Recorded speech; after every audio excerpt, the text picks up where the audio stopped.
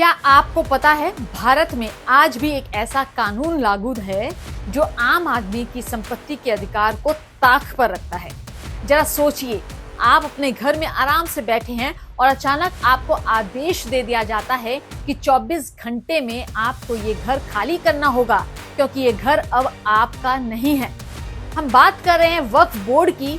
तो इस खास रिपोर्ट में हम जानेंगे कि वक्फ क्या है, वक्फ बोर्ड क्या है, वक्फ के पास कितनी संपत्ति है, नए वक्फ संशोधन 2024 में क्या 10 बड़े बदलाव हुए हैं, वक्फ में बदलाव करने की जरूरत क्यों पड़ी और वक्फ बोर्ड से जुड़े अहम विवाद भी। तो सबसे पहले समझिए वक्फ क्या है।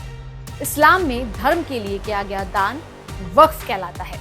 यह संपत्ति मस्जिदों, मदरसों, अस्पतालों, गरीबों की मदद और अन्य जन कल्याणकारी कार्यों में लगाई जाती है। एक बार जब कोई संपत्ति वक्फ घोषित हो जाती है तो वो हमेशा के लिए वक्फ रहती है। इसे बेचा, बदला या किसी को व्यक्तिगत उपयोग के लिए नहीं दिया जा सकता। अब बात करते हैं वक्फ बोर्ड की। वक्फ संपत्तियों को ठीक से मैनेज करने और यह सुनिश्चित करने के लिए कि इनका सही इस्तेमाल हो रहा है या नहीं, सरकार ने वक्फ बोर्ड बनाए हैं। यह एक कानूनी निकाय है जो वक्फ अधिनियम 1995 के तहत काम करता है। वक्फ बोर्ड के नियमों के अनुसार कोई भी संपत्ति जो लंबे समय से धर्म के काम में इस्तेमाल हो रही है तो उसे भी वक्फ माना जाता है। वक्फ बोर्ड किसी की भी संपत्ति को, चाहे वह निजी हो, सोसाइटी की हो या फिर किसी भी ट्रस्ट की हो, उसे अपनी संपत्ति घोषित कर सकता है। यही नहीं, जब वक्फ बोर्ड किसी की व्यक्तिगत प्रॉपर्टी को वक्फ प्रॉपर्टी घोषित करते हैं तो ऑर्डर की कॉपी तक देने का कोई प्रावधान नहीं है। जो संपत्ति वक्फ संपत्ति घोषित हो गई, उसके बाद वहां जो रह रहा होगा वो कब्जा करने वाला माना जाएगा। उसके बाद वक्फ बोर्ड जिला मजिस्ट्रेट को जगह खाली कराने का निर्देश देगा, जिसे जिला मजिस्ट्रेट मानने के लिए बाध्य होगा। अब बात करते हैं वक्फ की संपत्ति की। रेलवे, सेना के बाद सबसे ज्यादा प्रॉपर्टी वक्फ के पास है। साल 2009 में वक्फ बोर्ड के पास 4 लाख एकड़ की संपत्ति थी, जो कि 2020 में बढ़कर 8 लाख एकड़ हो गई और अब ये आंकड़ा 8.7 लाख से ज्यादा पर है। अब बात करते हैं कि वक्फ संशोधन 2024 क्या बदलाव लेकर आ रहा है। पहला बदलाव, जिन लोगों ने धर्म परिवर्तन करके इस्लाम को अपनाया है और जिन्होंने मुसलमान बने 5 साल नहीं हुए, वो वक्फ बोर्ड का अपनी संपत्ति दान नहीं कर सकते। दूसरा बदलाव, खुद के नाम पर रजिस्टर्ड संपत्ति ही दान की जा सकती है। तीसरा, महिला भी वक्फ जमीन में उत्तराधिकारी होंगी। चौथा बदलाव, दान की गई जमीन का ब्यौरा ऑनलाइन पोर्टल पर अपलोड होगा, वह भी 6 महीने के अंदर। पांचवा बदलाव, सरकारी संपत्ति पर वक्फ का अधिकार नहीं होगा। छठा बदलाव, केंद्रीय वक्फ परिषद में 2 गैर मुस्लिम व्यक्ति, 2 मुस्लिम महिलाओं को भी अब जगह दी जाएगी। सातवां बदलाव, सरकार ने दोनों मुस्लिम संप्रदायों के लिए अलग अलग वक्फ बनाने का प्रावधान इस कानून में ऐड किया है। आठवां बदलाव, वक्फ ट्रिब्यूनल के फैसले के खिलाफ 90 दिनों में राजस्व न्यायालय, सिविल कोर्ट और हाई कोर्ट में अपील दायर करने का अधिकार होगा, जो आज के मौजूदा कानून में नहीं है। नौवां बदलाव, केंद्र और राज्य सरकार के पास वक्फ बोर्ड के अकाउंट्स की ऑडिट कराने का अधिकार होगा। 10वां बदलाव, वक्फ बोर्ड सरकार को कोई भी जानकारी देने से इनकार नहीं कर सकता। अब बात करते हैं वक्फ बोर्ड से जुड़े कुछ ऐसे विवादों की जिसको ध्यान में रखकर वक्फ संशोधन 2024 लाया गया। वक्फ के नाम पर कैसे धांधली हो रही है, इसकी सूची तो बहुत लंबी है, इसलिए हम कुछ उदाहरण से आपको वक्फ की धांधली के बारे में बताने की कोशिश करते हैं। 2009 में रातों रात दिल्ली में एक फ्लाईओवर के ऊपर मस्जिद का निर्माण किया जाता है। ये मामला सर्वोच्च न्यायालय के सामने आता है, जिस पर सर्वोच्च न्यायालय के आदेश के अनुसार सार्वजनिक स्थान पर कोई धार्मिक निर्माण नहीं होगा। लेकिन वक्फ बोर्ड सर्वोच्च न्यायालय के आदेश का उल्लंघन करता है और दिल्ली के फ्लाईओवर के ऊपर बनी मस्जिद 2010 में पंजीकृत यानी कि रजिस्टर पाई जाती है।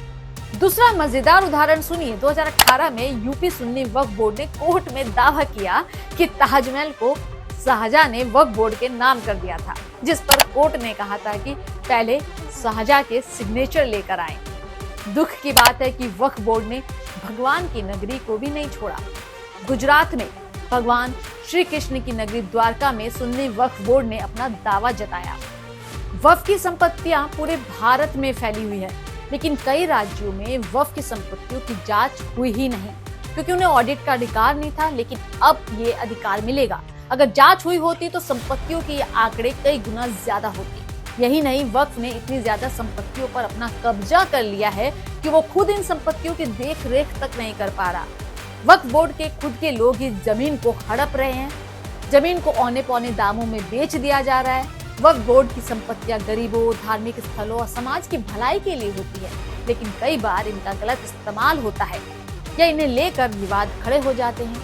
आइए कुछ बड़े विवादों को आसान भाषा में समझते हैं। कर्नाटक में वक्फ संपत्तियों पर अवैध कब्जे का एक विवाद हम आपको बताते हैं। कर्नाटक में 2022 में एक रिपोर्ट सामने आई थी, जिसमें बताया गया था कि 29,000 एकड़ से ज्यादा वक्फ संपत्तियों पर अवैध कब्जा कर लिया गया है। इन संपत्तियों की कीमत करीब 2 लाख करोड़ रुपए बताई गई थी। आरोप लगे कि इन जमीनों को राजनीतिक नेताओं, बिल्डरों और बाहरी लोगों ने गलत तरीके से हथिया लिया। वक्फ बोर्ड पर भी लापरवाही का आरोप लगा, उसने इन संपत्तियों की रक्षा नहीं की। दिल्ली में वक्फ संपत्तियों को लेकर सरकारी टकराव का मामला है। दिल्ली में कई जगहों पर मस्जिदों, कब्रिस्तानों और मदरसों की जमीनों को लेकर विवाद खड़ा हो गया। सरकार ने 123 वक्फ संपत्तियों को वक्फ बोर्ड से लेकर सरकार के नियंत्रण में डालने का फैसला किया। वक्फ बोर्ड ने कहा कि ये संपत्तियां मुस्लिम समुदाय की हैं और सरकार को इसमें दखल नहीं देना चाहिए। सरकार ने कहा कि ये संपत्तियां गलत तरीके से वक्फ के नाम पर दी गई हैं, जबकि वे असल में सरकारी जमीनें थी। यूपी में वक्फ बोर्ड के फर्जीवाड़े का मामला बहुत बड़ा है। उत्तर प्रदेश में कई मामलों में पाया गया कि कुछ वक्फ संपत्तियों को निजी लोगों के नाम पर कर दिया गया, जिससे कई करोड़ रुपए की हेराफेरी हुई। आरोप लगे कि वक्फ बोर्ड के कुछ अधिकारी और बाहरी लोग मिलकर वक्फ की जमीनों को बेचने या किराए पर देने में घोटाले कर रहे हैं। सरकार ने इस पर जांच बैठाई और वक्फ बोर्ड के कुछ अधिकारियों को निलंबित भी किया गया। अब भोपाल की वक्फ संपत्तियों पर विवाद का ये मामला, इसे भी जरा समझ लीजिए। भोपाल में कई वक्फ संपत्तियां ऐसी हैं जिन्हें लेकर विवाद है कि क्या वे वक्फ बोर्ड की हैं या सरकार की। वक्फ बोर्ड का कहना है कि ये संपत्तियां ब्रिटिश काल से वक्फ के तहत दर्ज है। सरकार का कहना है कि कुछ संपत्तियां राज्य की हैं और वक्फ बोर्ड को इन्हें वापस करना चाहिए। अब बात करते हैं महाराष्ट्र में वक्फ संपत्तियों के लीज घोटाले की। महाराष्ट्र में कई वक्फ संपत्तियां सस्ती दरों पर निजी कंपनियों और बिल्डरों को दी गई, जिससे वक्फ को भारी नुकसान हुआ। आरोप लगे कि वक्फ बोर्ड के कुछ सदस्यों ने पैसे लेकर संपत्तियां गलत लोगों को दे दी। सरकार ने इस पर जांच बैठाई और कई सौदों को अवैध घोषित कर दिया।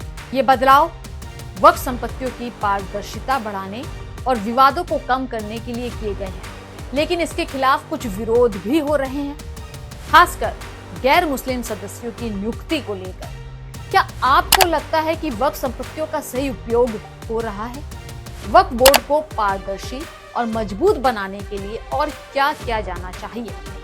नया संशोधन सही दिशा में कदम है या इसमें सुधार की जरूरत है? क्या वक्फ संपत्तियों का सही इस्तेमाल हो रहा है या नहीं? आपकी क्या राय है? कमेंट में जरूर बताएं।